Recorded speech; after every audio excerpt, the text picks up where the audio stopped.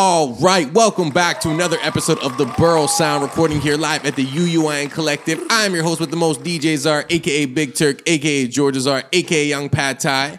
And today we got a really special guest, you know what I'm saying?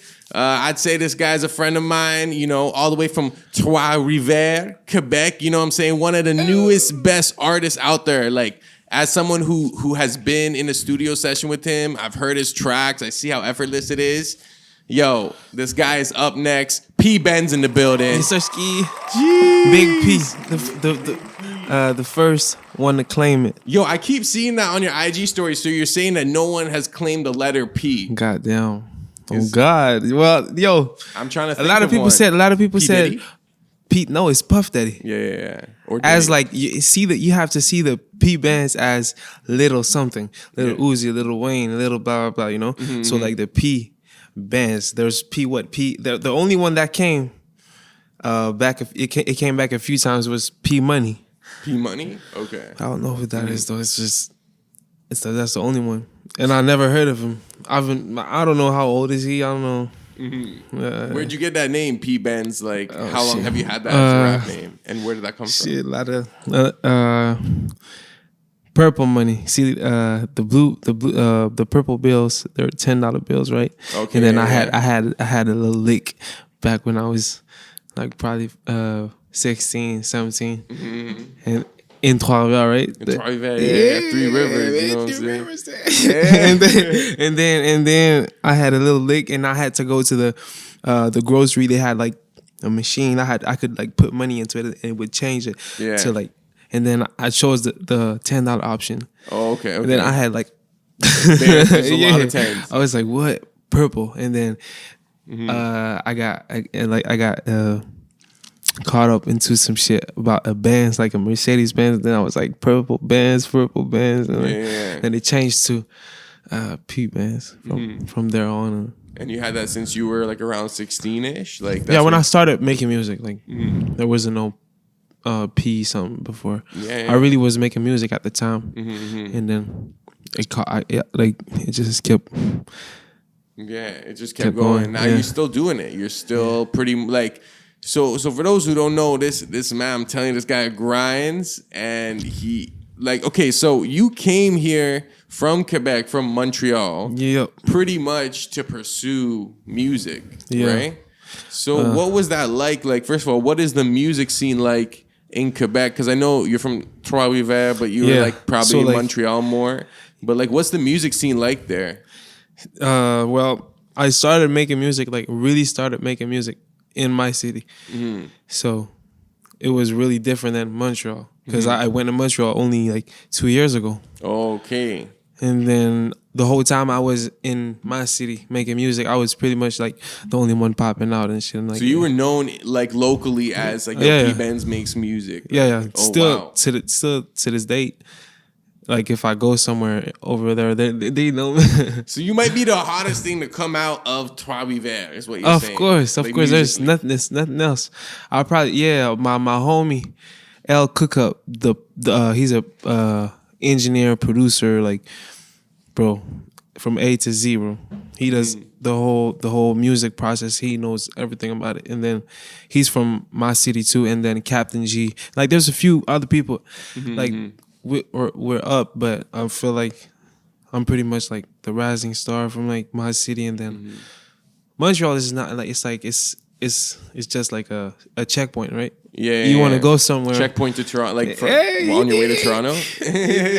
But like I fuck with the vibe over there too. It's like family over there. But I'm like, ever since I moved from my city to Montreal, I'm like, yo, why like the way it happened when I got to Montreal, I'm like, shit, I might as well do the same thing somewhere else and like make it happen. Like, what is consumed there? Because I know that like. So you make music in English, and we've talked about this before, where like you don't want, like a lot of people don't want to make French music; they want to make English like music, English hip hop, English trap. So like, what is the scene like there? Both like the French music scene and then the English one, like because I don't even know how you guys like view like Anglophone or like how is even in the schools, like how do y'all learn English like every day too? Like that's a good question. Yeah. So like as an artist, like I made songs with like French artists, right? Yeah. But I don't make songs in English, in French. I mean, yeah. So like I made songs with French rappers, and I never like I fuck with their vibe and shit. But I think to my eyes, it's like they don't need the English because the French is popping out over there. Yeah. So they just need it as like a clout. It's like if a French artist makes a song with English artists, it's like it has a status. They're just doing it for like the status, the boost. Yeah. Yeah, but me, like I don't see any problem with that. But I don't really go for like through like. I don't really need it. And you're not really technically you're not a French rapper because all your songs are in English. Yeah, no, I never tried. Yeah. I got like few things I said some bullshit on the song, and then it was in French. Then all my friends got on the song. Then, but it's like nothing. It's never gonna come out. It's shit. It's like So how? And I've always been curious about this with Quebec. Like, how is the English program in the schools? Because the French programs here, at least in public schools, are very minimal. Like you can go through all of school learning French and you're not fluent at all, right? Yeah. But like everyone that I meet from Quebec speaks pretty good English. And it's like their second language. Yeah, because they really emphasize English over there. In school? Like elementary it's school? either Spanish or English. And like, really? I know a lot of people speaking like fluent Spanish. I'm like, what the fuck? They learned in school? Like in Quebec schools? Yeah, wow. You could like, there's a few, like back when I was in high school, I remember like there's some people they had like Spanish classes and shit. I never had Spanish class. I don't know how to speak Spanish, but English. And it even started first grade. Like at first when I got to school, no, actually 4th grade to 6th grade, it was the afternoon was in English. Okay. And then that would help a lot too. And then my dad helped a lot. Like I feel like everyone speaks English low key, but not the old generation. They don't, because it's like real Quebecers and shit. So, but like the new generation, they know a bit more about it. So you're making these songs in English, but when you think like the language your brain thinks, is it French or is it English? When I record, completely English. Okay. But when I walk outside or when I like have like an interview where it's like more technical, right? Yeah. I have to think about things twice, like French first, almost French first, and then English. But like it's fluent now because it's like when I'm in Toronto for a bit, it just changes because everyone speaks English. I practically don't hear like French people, but my people. So it's like it like I get adapted fast. So when you're growing up, so are you're influenced by hip hop, like mostly English hip hop? Like what artists were your early influences? And then when you started making music around 16, like who do you feel like influenced you? The first music I really took the time to focus onto was Tupac. Because my dad was a big fan. And so Tupac. And then when I started making music, I was onto a lot of Wiz Khalifa, and then I was fucking with Future, but not that much. Little Durk, a lot. Young Thug. It was like the era of like the goats. They were coming up, like they had like a kind of a status, and then Stoner, Young Thug. I'm a stoner. I'm a stoner. Yeah, that was a huge track. Yeah, at the time, I think that was like 2014, 15. Okay, yeah. And then that's where I started making music because I made beats at first, right? Oh, you started as a beat maker? beats first, and Really? then What, FL? oh no, GarageBand. Oh, you're using GarageBand. For sure. No way. Okay. And then I was like, shit, let me try to rap on it. Yeah. And it was just so cool. I was fucking with it, but it took too long for me to make the beat versus the time I would take to record on it. So one day I just found out we could get beats on YouTube, like free beats. I went on that bitch and got a free beat. So did rapping, like, were you naturally good at it, or did you have to put in a lot of work, or were people like, oh, like, yo, you're actually pretty good, like right away? Or do you feel like, I was okay, and then I had to work towards it?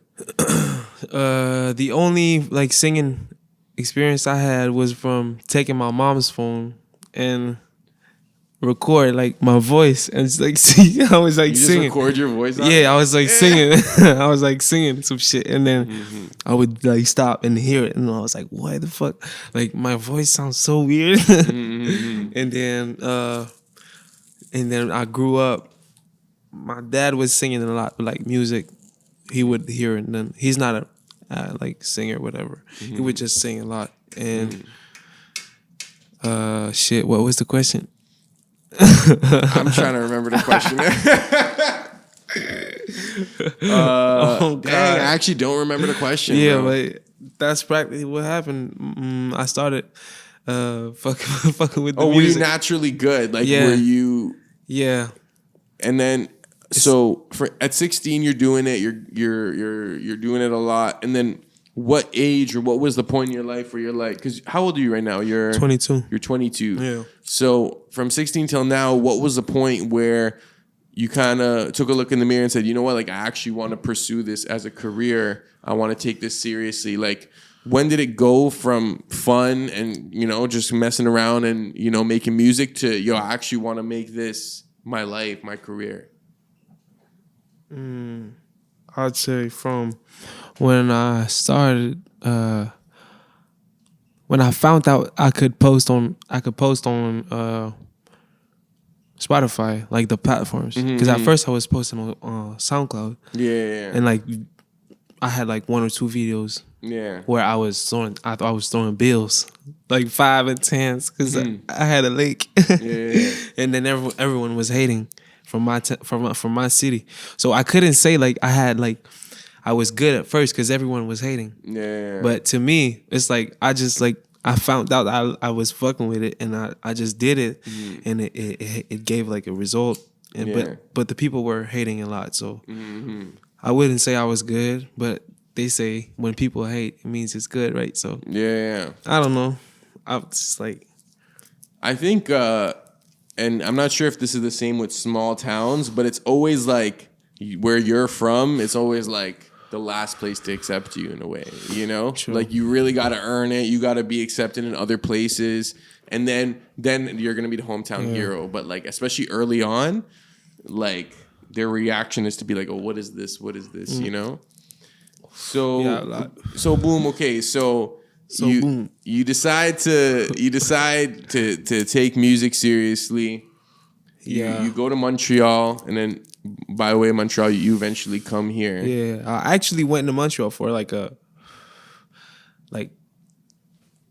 the first time the music was involved in me going to Montreal was when I booked a studio with a guy. I saw some shit on Instagram. I was like, oh, he has a studio. I might just book it and go there. How far is Montreal from here? 1 hour, 1 hour, 30 minutes if there's like traffic or not. Oh, just 1 hour drive? Yeah. Okay, that's not that bad. Yeah, and then I booked the studio session. The guy fucked with me hard, and I fucked with him to this date, family. And then we started working. It went fast. The second day I met him, we shot a video with like a red Audi, and like it was like the quarantine. And then The second day you met him? Second day we made like 3 songs, and then one of the 3 songs was like a hit for like the quarantine subject, and was like, it's crazy because in the video we were saying it was like the I think day 200 something of quarantine, but it was just like the second day, right? Yeah. And now it's like fucking 400 days quarantine and crazy. Yeah. But Yeah, so I started off from that studio. It started off from that studio session, and then it got on to me wanting to come to Toronto, and then here I am. But What kind of what is your perception after seeing, so you seen Trois-Rivières music scene, then you see Montreal's music scene, then you see Toronto's music scene. So how would you describe the atmosphere here, like for artists? Like what is special about the artist scene in Toronto compared to Montreal, for example?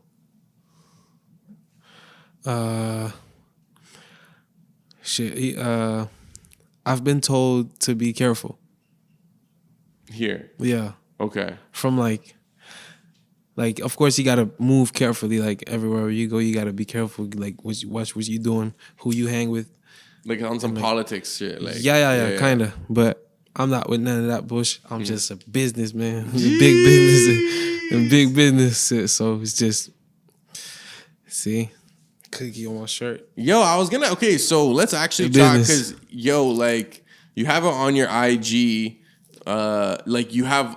I would consider you an entrepreneur. Like you have a lot of side hustles. So tell us about like the packaging. Like I'm like, I really like the business side of being someone. So you could use that opportunity as like you could get advantage out of it. If you push the right things, the things you like to do and stuff. So me, what I like to do is like I don't like buying like fucking how do you say that actions? Fucking what do you mean? Buying actions? No, it's not actions. I don't know how to say it. It's like buy something and then wait till the price of it rises and then sell it back. Oh, like stocks, like options. Stocks, and stocks. Yeah. So I'm not that type of guy. I don't like stocks. I'd rather buy like 100 of these. And quick flip, like and or a slow flip, quick flip, whatever. Like I'd rather do that because it's like it's something that I like. It's in your hands too, right? Like with stocks and crypto and stuff, like it's good. It goes up, but it can also just go down one day and nothing you can do about it, right? Whereas when you're selling your own stuff, you could push it, you could hold on to it. So what I fuck with is the printing, packaging, and like designs also because it's like a very, I wouldn't say profitable, but it's very practical in many ways as fucking like authenticity. If you have a product that is sealed, it's way like it has a gives it credibility. Like of course, yeah. So I provide that service and designs, a lot of packaging. There's a lot of people, they want like boxes over their jars. Let's say they want the jar to be sealed with a plastic and then they want a sticker on the box. That's going to be like holding the jar. And then I could provide the whole service. And it's like, I like doing that because it's like a lot of contacts, a lot of different things. And it's a lot of, I'll have to do this for me to be able to do that. And then have this and then give the product. It's like... It also teaches you how to run a business, like which you can use for music, for anything. Like you really are like a small business in a sense, or like a business. I'm not even saying like small, you know what I'm saying? So first of all, what's the name of that company that like WePack? WePack. Yeah, okay, WePack Canada. WePack Canada. Yeah, yes, okay. Sir. Yeah, so definitely check that out. Give it a follow. If you have anything to package, just hit me up. I'm on a little break right now. I had a little surgery. Over this now, get the teeth right, and then okay.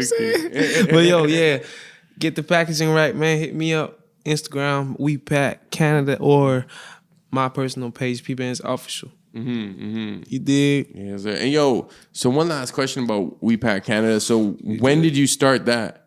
Yo, this guy doesn't smoke with grab. I always get on him, but I will hit this, Yeah. Shout out I normally Gage. don't smoke without grava, Shout out Gage. I had weed from them.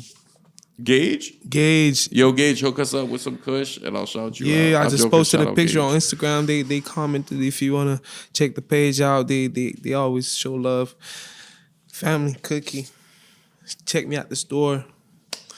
You dig? So, when did you start doing WePack Canada? Like I started doing packaging like let's say 2 years ago.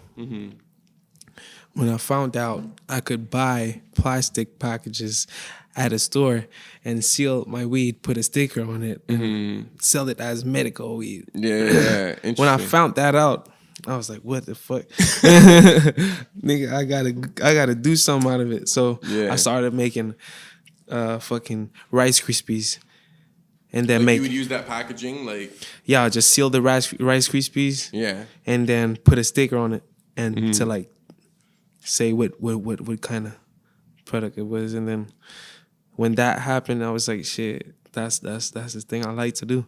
So I stopped doing the edibles, and I only I just started to selling the packages only.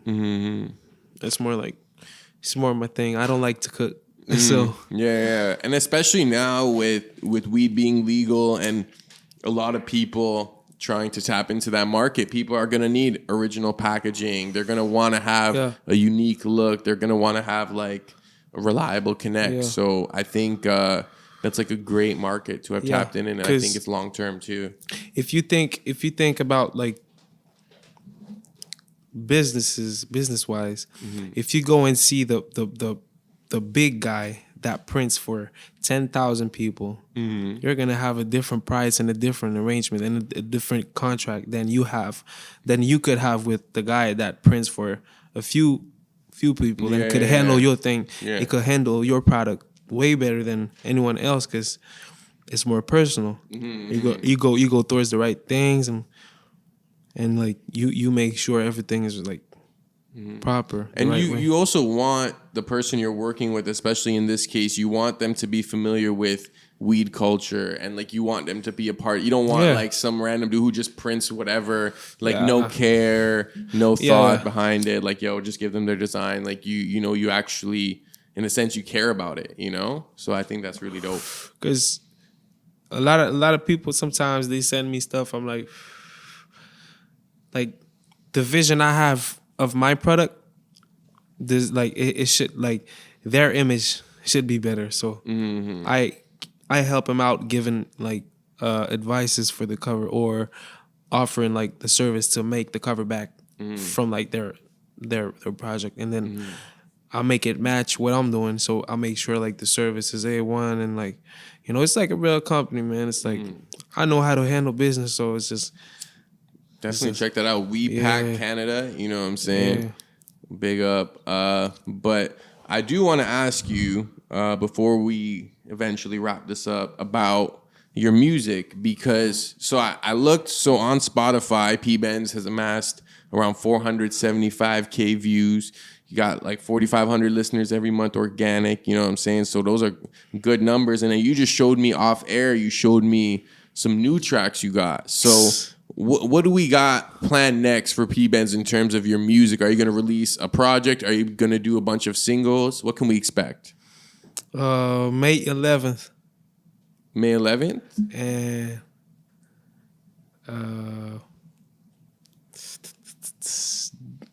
shit, yeah.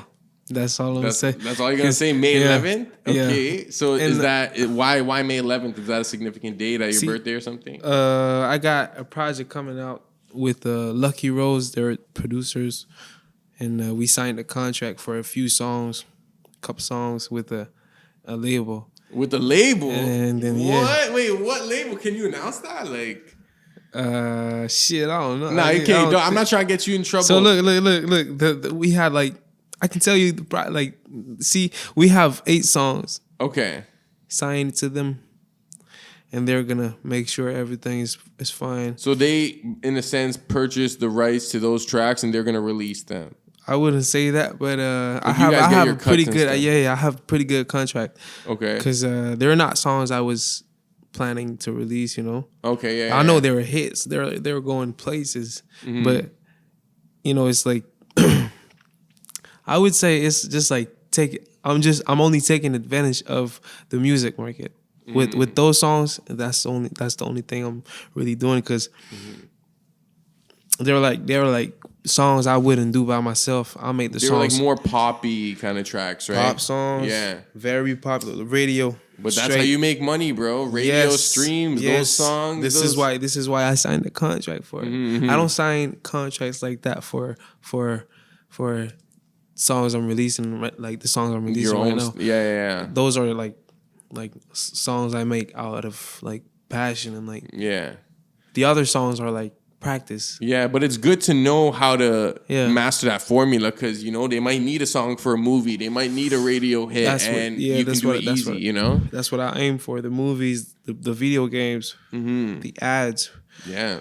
I got a lot of songs that would really like match any car ads, any. People underestimate the value and power of pop music. Like, you know, like how everyone's like, oh, it's pop, like it's whatever. But it's like, no, like there's a reason why it's pop. Like there's a formula, the notes, the emotions, like it hits every time. And even though it might be generic sometimes, like you can learn a lot from being able to do that. Yeah, because I learned a lot out of it because it's like different tempos, different thoughts. Yeah, totally different vibe from what you normally do. So like it opens your mind to like different things, and you could like, it helps a lot mentally. So May 11th, and you signed like an 8-song deal with unnamed label. We're not gonna name drop. You know what I'm saying? They're Toronto-based. Toronto-based label. Okay, we're getting closer. I'm just gonna say we create music. Create music group. We create music group. Is that the name of it, Big or is that the name of it? You know what I'm saying? Yo, I'll take your word for it. We'll look into that after because we create music group. Check it out. That's all I'm gonna say. Okay. I see them. Yeah. So, man. Okay, I'm rock with that. So May 11th, and until then, so are you not gonna release other stuff? Like you're kind of just like you're gonna work toward like this kind of your next step musically. Or I have that song coming out. I have another one that's a remix from a song I released way back, but I had like a contract issue, so I couldn't release the song, but now it's fine. We could just drop it and boom, pop some shit. Cause it's like a remix. So it's just like a release I have planned with a producer that had the remix done. Oh, so you're in contact with the original producer. Yeah. Oh, so you'll be able to release it. That's perfect. Yeah. So and we fixed everything now. It's ready for the release. He's in Sweden. Oh, okay. Yeah, Sweden. When can we expect that? I forgot. I could look into my phone, but I forgot. Okay, it's cool. This in the next month. Okay, proper. Probably next month. I forgot. Okay. My high as fuck. Okay. That's proper, bro. And honestly, with that being said, respect for coming through. You know what I'm saying? We're about to hit the stew right now, make some next heat. You know what I'm saying? So until next time, P Benz, make sure you follow him. So We Pack Canada, and then your IG's P Benz official. Yeah, P Benz official or We Pack Canada. Contact me for any inquiries. Shout out everyone that's involved into this. Let's get it. You already know. Make sure you follow my socials at Big Turka, at Burrow Sound TV. Subscribe to Czar's World, and make sure you subscribe, like, comment, Burrow Sound TV on YouTube. Make sure you catch us on Spotify and Apple Podcasts as well. And until next week, take care. Peace. Slide.